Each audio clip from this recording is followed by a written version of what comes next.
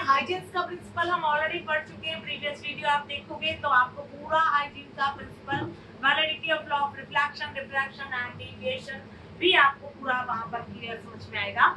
और हम next phenomena wave optics की आगे बढ़ा रहे हैं, वो है interference. Interference the word itself, no, ये वर्ड से आपको समझ में आ रहा है एक दूसरे को के ऊपर हस्तक्षेप करना, एक दूसरे के मोशन में रुकावट बनने की कोशिश करना।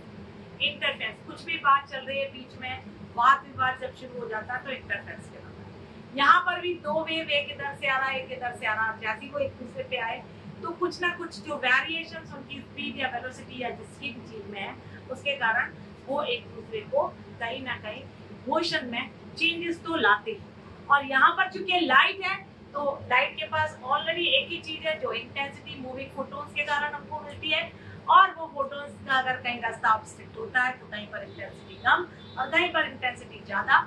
जब हम इसको देखेंगे तो हमको patches of bright fringes in between dark fringes हमको मिलने लगता है। तो ये हमारा इंटरफेरेंस है, और इसके लिए हमारे पास दो वेव्स का होना बहुत जरूरी है। दो वेव्स हमारे पास y1 y2 होंगे और ये दोनों एक दूसरे को इंटरफियर करेंगे तो हमको यहाँ पर एक स्क्रीन होगी जिस पर एक व्हाइट बैंड, एक डार्क बैंड, एक ब्राइट बैंड, एक डार्क बैंड में हमें स्क्रीन मिलेगी। लेकिन ऐसी स्क्रीन लेने के लिए हमें सोर्स कैसा चाहिए? सोर्स हमें चाहिए बिल्कुल एक्जैक्टली कोरेंट, एक्जैक्टली कोरेंट। अब कोरेंट वेव ही क्यों चाहिए? कोरेंट वेव इसलिए चाहिए क्योंकि कोरेंट वेव की विशेषता होती है कि उसके जो दोनों वेव्स होते हैं, तो दो वेव सुपर इम्पोज कर रहे होते हैं, उनकी वेवलेंथ, उनकी फ्रीक्वेंसी, उनका अप्रोक्सीमेट एम्पलीट्यूड सेम होता है। ठीक है, अब ये दोनों एक दूसरे को इंटरफियर करेंगे, और अगर एक दूसरे को इन्होंने इंटरफियर किया तो निश्चित है कि हमको एक इंटरफेरेंस पैटर्न मिलेगा ऑन द स्क्रीन। ठीक है, तो ऐसे कोरेंट सोर्स जब आपको मिल जाते हैं तो इनका जो पैटर्न मिलता है वो फिक्स्ड मिलता है, सस्टेन मिलता है, परमानेंट मिलता है। मतलब ब्राइट की पोजीशन फिक्स, डार्क की पोजीशन फिक्स। एक बार हमने सिस्टम सेट किया तो ब्राइट और बैंडविड्थ की पोजीशन जो हमारे स्क्रीन पे आ रही थी वो चेंज नहीं होगी। अदरवाइज क्या होगा? अगर वेरी करी तो इतनी तेज वेरी करेगी कि हमको आंखों में एकदम ग्लेयर दिखेगा और हम उनको डिस्टिंग्विश नहीं कर पाएंगे कि कहाँ पर ब्राइट है कहाँ पर डार्क है। और जब हम डिस्टिंग्विश नहीं कर पाएंगे तो इंटरफेरेंस पैटर्न का कोई मतलब ही नहीं बनता। ये चीज आपको ध्यान रखना है कि हमारा जो पैटर्न है वो परमानेंट हो, और अगर पैटर्न परमानेंट है उसके लिए सोर्सेस हमारे कोरेंट होना जरूरी है। अब आप मुझसे पूछेंगे कि भाई ये कोरेंट सोर्सेस हम बनाएंगे कैसे, क्योंकि कुछ ना कुछ वेरिएशन तो हो सकता है। उसके लिए आप एक फिगर देख रहे हैं बोर्ड के ऊपर, और वो फिगर मैंने एक्चुअली बनाया है। ये एक सोर्स है, उसके बाद यहाँ पर एक वॉल है, और उस वॉल में दो नैरो स्लिट्स, ये हमारी नैरो स्लिट्स हैं। ठीक है, S1 है, S2, ये हमारा मेन सोर्स है। अब हमने क्या किया, ये जो S1 S2 स्लिट की तरह निकाले हैं हमने, ये दोनों एक्चुअली दो इंडिपेंडेंट सोर्स होते हैं, बट ये जो इंडिपेंडेंट सोर्स है वो सेम सोर्स से डेवलप किए हैं। तो अब जब सेम सोर्स की लाइट S1 पर, सेम सोर्स की लाइट S2 पर पड़ रही है तो वो दोनों सोर्स कैसे हो जाएंगे? कोरेंट हो जाएंगे, क्योंकि सेम सोर्स की लाइट की इंटेंसिटी, वेवलेंथ और एम्पलीट्यूड सब इक्वल है। तो हम यहाँ पर कोरेंट सोर्स प्रोड्यूस कर सकते हैं। अब आपने दूसरा डायग्राम देखा होगा, उसमें हमने बहुत सारे सर्कल बनाए। एक्चुअली क्या होता है, यहाँ पर एक फेस जो है वो वर्ड हमारे लिए बहुत इंपॉर्टेंट है। मतलब जो हमारे वेव्स होते हैं वो दोनों वेव्स, जैसे एक S1 है और एक S2 है, ये S1 है और ये S2 से एक वेव मिलता है। अब इन दोनों को अगर हम इंटरफेयर करवा दें, इन दोनों को अगर हम इंटरफेयर करवा दें तो दोनों एक दूसरे के साथ ऐसे इंटरफेयर, ये दोनों ने एक दूसरे को सपोर्ट करा तो हमको बहुत ज्यादा रिजल्टेंट क्या निकलेगा? ज्यादा निकलेगा। तो हमारे पार्टिकल का सेम फेस में होना जरूरी है। मतलब क्रस्ट को क्रस्ट के ऊपर आ जाना चाहिए, ट्रफ को ट्रफ के ऊपर आ जाना चाहिए। जब क्रस्ट और क्रस्ट ऊपर आते हैं तो देखो, क्रस्ट से क्रस्ट और ट्रफ से ट्रफ, क्रस्ट से ट्रफ। देखो क्रस्ट जो बनाया है मैंने वो डॉटेड लाइन है, क्रस्ट बनाया है डार्क लाइन से और ट्रफ बना है मैंने डॉटेड लाइन से, ठीक है। तो मैंने जब इसको बनाया और बनाने के बाद दोनों वेव की क्रस्ट और ट्रफ को सुपरइम्पोज करवाया, तो आप देखिए यहाँ पर दोनों क्रस्ट हैं, दोनों ट्रफ हैं, दोनों क्रस्ट है, दोनों ट्रफ है।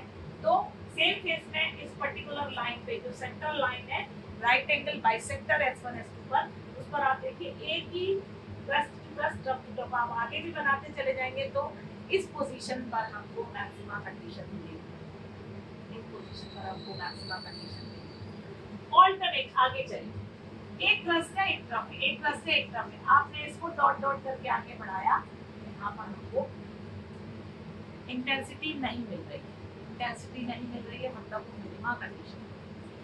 हम आगे बढ़े फिर crust crust crust crust crust crust crust crust हमारे पास जो आ रहा है, मतलब अगर हम इस लाइन को और भी आगे बढ़ाते हैं, ठीक है ना, क्रस्ट क्रस्ट क्रस्ट क्रस्ट तो ये हमारे पास फिर से आ रहा है। हमको इस स्क्रीन पर बैंड जो मिलेगा वो इस तरह का मिलेगा, सेंटर राइट फिर डार्क फिर राइट फिर डार्क, और उनकी पोजीशन अगर हमारे कोरेंट सोर्सेज होंगे तो फिक्स होगी। तो ये है हमारा इंटरफेरेंस, और इस एक्सपेरिमेंट को जो मैंने आप बोर्ड पर ड्रॉ किया हुआ है आपको समझाने के लिए, इसको बोलते हैं हम Young's double slit experiment. Young's was the scientist who worked behind, इसलिए हम इसको बोलते हैं यंग्स डबल स्लिट एक्सपेरिमेंट। और उसने जस्टिफाई कर दिया था कि अगर हम दो कोरेंट सोर्स से स्क्रीन पर लाइट को लेने की कोशिश करेंगे तो हमको कंटिन्यूएशन में ना तो डार्क कलर आएगा ना कंटिन्यूएशन में हमारे पास ब्राइट कलर आएगा, बट हमारे पास एक बैंड डार्क का, एक बैंड ब्राइट का, एक बैंड डार्क का, एक बैंड, ये हमारा बनेगा। ये हमारे यंग्स साइंटिस्ट, यंग्स जो साइंटिस्ट है उनका एक्सपेरिमेंट था, इसीलिए इसका नाम यंग्स डबल स्लिट पड़ा। वैसे भी इससे दो स्लिट से लाइट दे रहे हैं इसलिए इसको डबल स्लिट एक्सपेरिमेंट बोलते हैं, डबल स्लिट कंस्ट्रक्टिव अप्रोच भी बोलते हैं, डबल स्लिट डिस्ट्रक्टिव अप्रोच भी बोलते हैं। ये हमारा इंटरफेरेंस है, डबल स्लिट इंटरफेरेंस पैटर्न। अब आप देखिए हमने जो यहाँ पर दो सोर्स लिए हैं, नो प्रॉब्लम। अब आपको किस कंडीशन में कंस्ट्रक्टिव और किस कंडीशन में डिस्ट्रक्टिव, ये हमें नहीं मालूम। इसके लिए आपको जो मेजर एक बात ध्यान रखना है कि ये जो दो वेव्स ऑरिजिनेट हो रहे हैं दो सोर्स से, हमको दो ग्रुप डिस्टर्बेंस ऑरिजिनेट हुए हैं, ये दोनों अगर कहीं भी पहुंचते हैं तो इनका पहुंचने का जो पाथ लेंथ होना चाहिए वो सेम होना चाहिए। अगर पाथ लेंथ सेम होगी तो फेस चेंज हमारा या तो 0 हो जाएगा या उसमें कांस्टेंट फेस डिफरेंस हो। अगर ये कंडीशन हमारी सेटिस्फाई हो जाती है तो हमको कंस्ट्रक्टिव मिलने लगता है, और अगर ये कंडीशन सेटिस्फाई नहीं होती तो हमको डिस्ट्रक्टिव मिलने लगता है। वैसे भी आप अगर ध्यान दें तो अगर सेम दो लोगों को बिठा दिया वाद विवाद के लिए, अगर उनकी अप्रोच सेम है, उनकी मेंटल एबिलिटी सेम है, उनकी थिंकिंग एबिलिटी सेम है, दोनों ही कंस्ट्रक्टिव सोचते हैं, अगर उनको बिठा दिया गया तो जो सॉल्यूशन मिलेगा वो कंस्ट्रक्टिव की ओर चला जाएगा, उस तरह से पॉजिटिव होगा। लेकिन अगर दो लोगों को ऐसा बता दिया जो तर्क संगत है लेकिन दोनों की जो मेंटल सोच है वो डिफरेंट है, तो वो आपस में कभी उस चीज को कंक्लूड नहीं कर पाएंगे, और जब तक कंक्लूजन नहीं होता हमको हमेशा नेगेटिविटी मिलती है, तो हमको वो सॉल्यूशन का कभी पॉजिटिव रिजल्ट तो नहीं मिलेगा। पहले बात तो रिजल्ट ही नहीं मिलेगा, और अगर मिलेगा तो वो नेगेटिविटी की ओर मिलेगा। इसीलिए हमेशा बोला जाता है कि ऐसे जो फ्रेंडशिप होती है, रिलेशंस होते हैं, वो ऐसे लोगों के साथ होना चाहिए जो हमारे साथ सामंजस्य दिखा सके, एडजस्टेबल नेचर के। Like that we are coming to one more like value and I will continue now. तो अब ये पाथ डिफरेंस और फेस डिफरेंस का जो कॉन्सेप्ट मैंने आपको बताया है, उसमें क्या होता है कि अगर आपने लैम्डा यूनिट डिस्टेंस कवर किया है,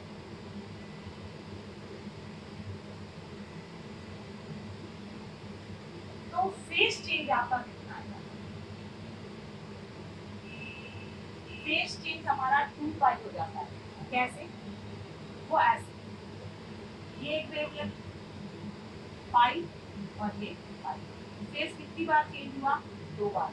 कितने टाइम? 5 टाइम्स। तो 2 पाई टाइम्स फेज चेंज होता है। अगर इफ 1 यूनिट डिस्टेंस, आप इसको पाथ डिस्टेंस ले लीजिए, पाथ डिस्टेंस, तो फेज चेंज क्या हो जाएगा? फेज चेंज हो जाएगा 2 पाई अपॉन लैम्डा। ये मैथ्स का एक सिंपल कांसेप्ट है। और if x is the path change, it will become 2 pi upon lambda into x. That means this phase change जो है phi से represent होता है, phase change equals to 2 pi upon lambda into x. कहीं ना कहीं pi directly proportional to x हो गया, pi directly proportional to, मतलब अगर पाथ डिफरेंस होगा तो ही फेस डिफरेंस होगा, अगर पाथ डिफरेंस नहीं होगा तो फेस डिफरेंस भी नहीं। ये आपको याद रखना। तो फाइनली हम इसके आगे वाले क्वेश्चन पे आए। अब हमने यहाँ पर दो वेव्स लिए और 2 वेव्स हमने लिए थे y1 और y2। तो y1 हम ले लें a1 sin ओमेगा t, तो y1 और y2 हो जाएगा a2 sin omega t plus 5, क्योंकि हमें मान के चल रहा है 5 वहाँ एग्जिस्ट कर रहा था। सुपरपोजिशन y1 प्लस y2 हो जाएगा।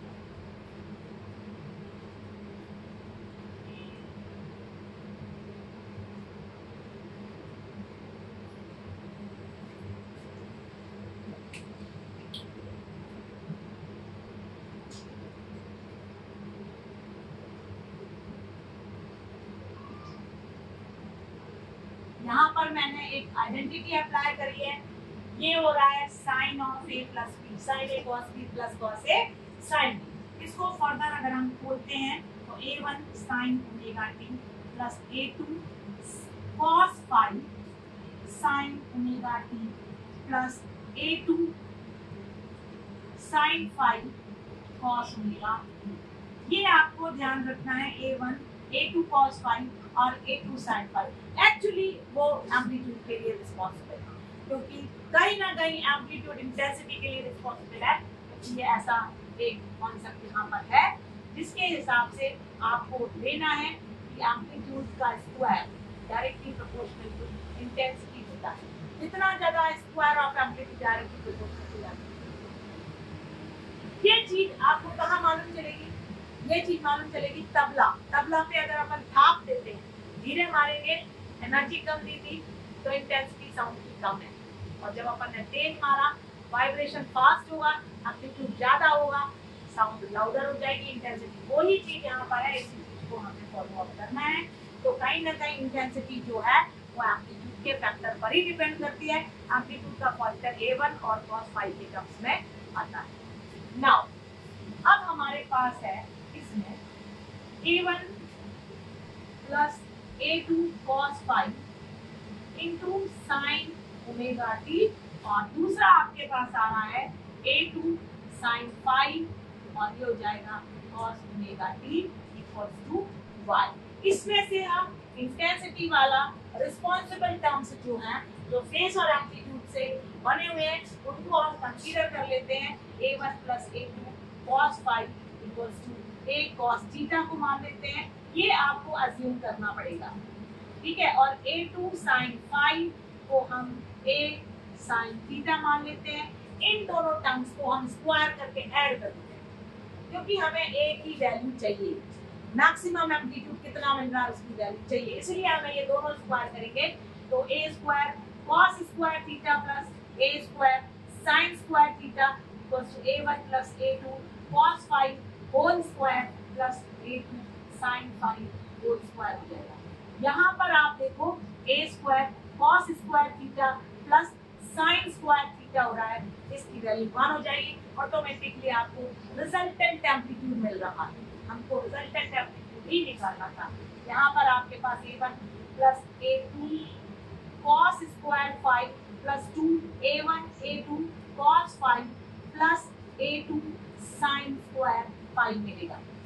इसमें भी हम a2 cos स्क्वायर 5 और a2 sin स्क्वायर 5 को कंबाइन कर दें तो cos स्क्वायर a2 कॉमन लेने के बाद cos square 5 plus sin square 5 को 1 हो जाएगा और इसके हेल्प से a1 स्क्वायर इन दोनों को अगर हम मैनेज करते हैं तो a2 square plus 2a1 a2 cos 5 हो जाएगा। ये हमारा फॉर्मूला एम्पलीट्यूड का आ रहा है। Amplitude square equals to a1 square plus a2 square plus 2a1 a2 cos 5 है और ये जो एम्पलीट्यूड है इसको हम इंटेंसिटी लिख सकते हैं a1 square plus a2 square plus 2a1 a2 cos 5 है। यहाँ पर ये cos 5 वाला टर्म बचा था। अब सारा का सारा फैक्टर उस पर डिपेंड हो गया क्योंकि ना तो a1 चेंज होगा ना a2 चेंज होगा ना a1 a2। Finally I depend कर रही है cos 5। फाई हमारा हो जाता है 0 if waves superimpose in same phase और अगर फाई 0 है तो आई हो जाएगा a1 square plus a2 square plus 2a1 a2 cos 0 degree and cos 0 degree होता है 1 that it will become a1 square plus a2 square plus a1 a2 and you will get here next part that is I equals to a1 plus a2 whole square. So this is the formula which we are getting. Here. Now, if waves are in opposite phase, phi equals to 180 degree.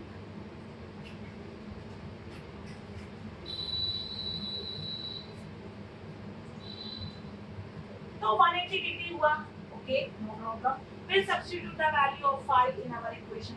I equals to a1 square plus a2 square plus 2a1 a2 cos of 180 degree will get and a1 square plus a2 square plus 2a1 a2 cos 180 is minus 1.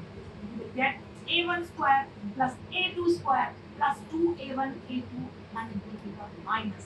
And I you will get here I dash you can put a1 minus a2 whole square. You can directly finalize I is a1 plus a2 whole square. So it will become as maximum intensity.